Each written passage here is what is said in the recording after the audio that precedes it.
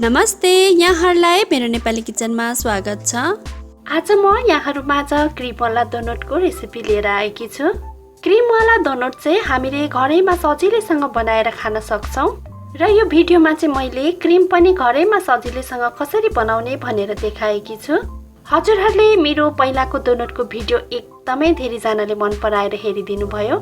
यसको लागि म हजुरहरूलाई धेरै धन्यवाद दिन चाहन्छु।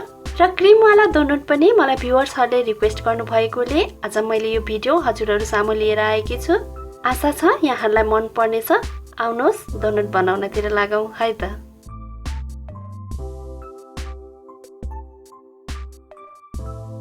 डोनट बनाउनका लागि मैले यहाँ 500 ग्राम मैदालाई लिएकी छु। यसमा मैले 1 चिया चम्चा इस्टलाई पनि राखेँ। त्यसपछि 3 चिया चम्चा चिनीलाई पनि मैले यहाँ राखेँ। आधा चिया चम्चा नुनलाई पनि मैले यहाँ राखेँ। र यहाँ मैले 1 कप तताएर सेलाएको दुधलाई लिएकी छु। अब यो दुधलाई हामीले अलिअलि गर्दै यो पिठोमा राख्दै यसको हामीले एउटा नरम डो तयार गर्छौँ। र मेरो पहिलाको डोनटको भिडियोमा धेरैजनाले मलाई इस्टको बारेमा सोध्नु भएको छ। यसले के काम गर्छ, कहाँ पाइन्छ भनेर। इस्टले चाहिँ पिठोलाई फुलाउने काम गर्छ र डोनट बनाउँदा हामीले इस्ट राख्यौँ भने चाहिँ डोनट एकदमै मिठो र राम्रो बन्छ। र यो बजारमा ठुलो किराना पसल अथवा डिपार्टमेन्टल स्टोरहरूतिर किन्न पाइन्छ। यहाँ मैले पिठोलाई मुसेर एउटा नरम डो तयार गरिसकेकी छु। अब यसलाई चाहिँ हामीले 1 देखि 2 घण्टासम्म छोपेर राख्नुपर्छ। अब चाहिँ हामी डोनटमा राख्ने क्रिम बनाउनतिर लाग्छौँ। मैले यहाँ एउटा प्यानलाई लिए र यसमा म आधा कप दुधलाई राख्दैछु र आधा कप चिनीलाई पनि मैले यहाँ राखेँ र 2 चिया चम्चा मैदालाई पनि मैले यहाँ राखेँ र यसलाई अब हामीले एकदम राम्रोसँग फिट्नु पर्छ। यसमा यसरी डल्लो पटर नदिकन यसलाई हामीले एकदम राम्रोसँग घुलिने गरी फिट्नु पर्छ। अब यसरी राम्रोसँग फिटिसकेपछि हामीले ग्यास अन गरेर यो प्यानलाई ग्यासमा राख्नुपर्छ। अब बेला बेला चलाउँदै यसलाई हामीले मिडियम फ्लेममा पकाउनु पर्छ।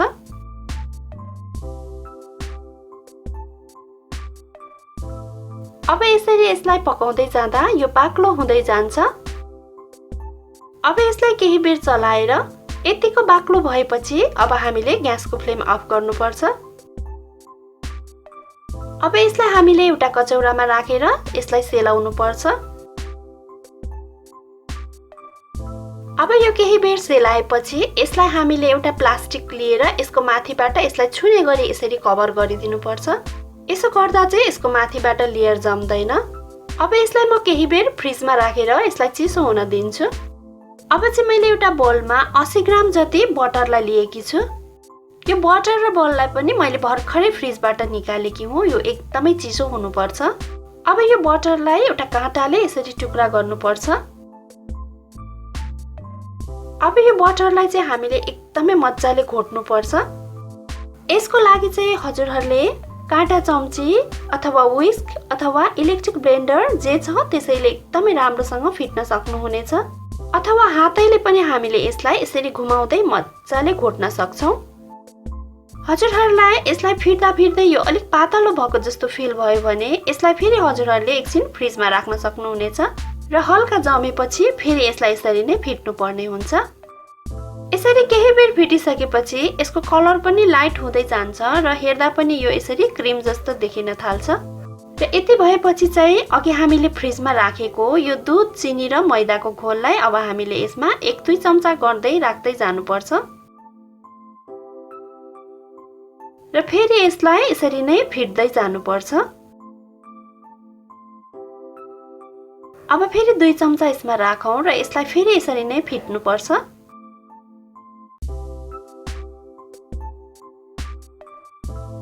अब चाहिँ म यसलाई विस्कले फिट्छु र अरू बाँकी रहेको यो मिश्रणलाई म फेरि यहाँ राख्छु र यसलाई अझै केही बेर फिट्छु।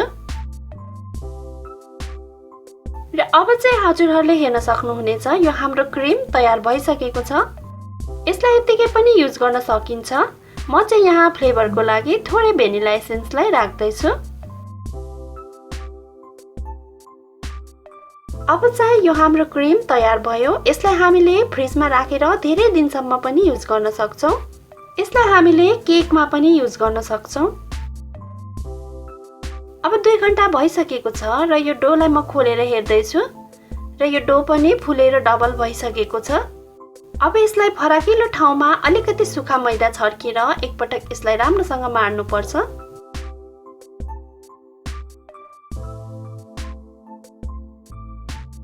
अब यसलाई म बराबर काटेर 3 भागको 1 भागलाई चाहिँ अब यसलाई म बेल्न जाँदै छु।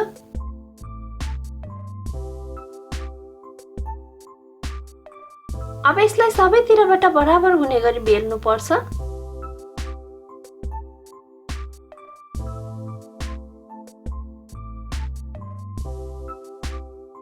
र बेलिसकेपछि यसको मोटाइ चाहिँ यतिको हुनुपर्छ। अब चाहिँ कत्रो साइजको हामीले डोनट बनाउने हो त्यही अनुसारको हामीले एउटा कटर लिनुपर्छ। मैले यहाँ एउटा कचौरालाई लिएकी छु। हजुरले कचौरा अथवा ग्लास जे पनि लिन सक्नुहुनेछ। यसरी मैले कचौराले 3वटा गोलो काटेकी छु र यो एउटा सानो बोतलको बिर्को लिएर म यसको बीचमा पनि यसलाई यसरी काट्दै छु र यसको बीचको भागलाई पनि हामीले निकालेर डोमा नै मिसाउन सक्छौं। अब यहाँ मैले यसरी डोनट बनाएर तयार गरिसकेको छु। यसको मोटाइ चाहिँ हजुरहरूले यतिको बनाउनु पर्छ। अब यसरी नै सबै डोनटलाई बनाउँदै जानुपर्छ।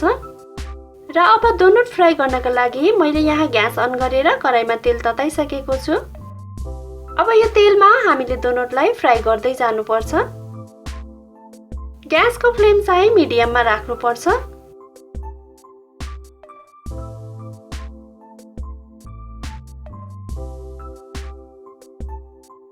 यसरी हेर्न सक्नुहुनेछ यो डोनट राम्रोसँग फुलेको छ। अब एकापट्टि गोल्डन ब्राउन भएर पाकिसकेपछि हामीले यो डोनटलाई अर्कोपट्टि फर्काएर पकाउनु पर्छ।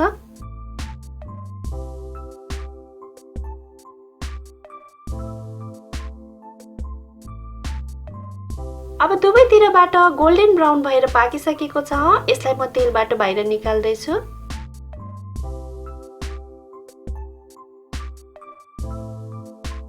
यसरी नै बाँकी रहेको डोनटहरूलाई पनि हामीले फ्राई गर्दै जानुपर्छ। तेलमा डोनटलाई राखिसकेपछि यसरी छन्नीले हल्का थिचिदिनु होला। यसो गर्दा डोनट राम्रोसँग फुल्छ।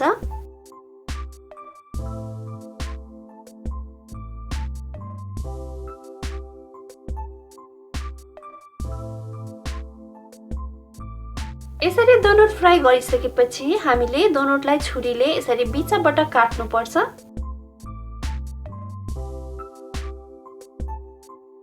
र अघि हामीले बनाएर फ्रिजमा राखेको क्रिमलाई अब हामीले यसरी डोनटको बीचमा लगाउनु पर्छ।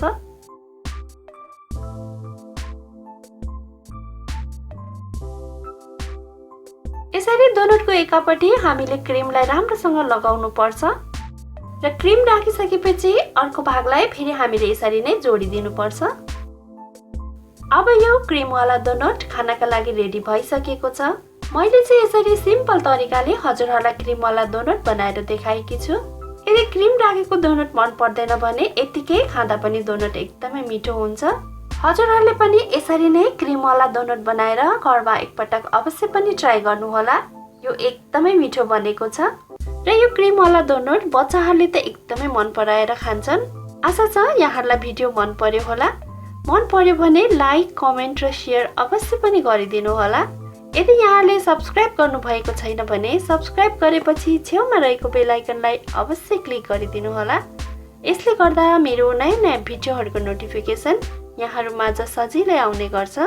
यहाँहरूले मेरो नेपाली किचनको फेसबुक पेज र इन्स्टाग्राममा पनि मलाई फलो गरिदिनु होला। हवस् त, यहाँहरूको दिन सुखमय बितोस्। धन्यवाद।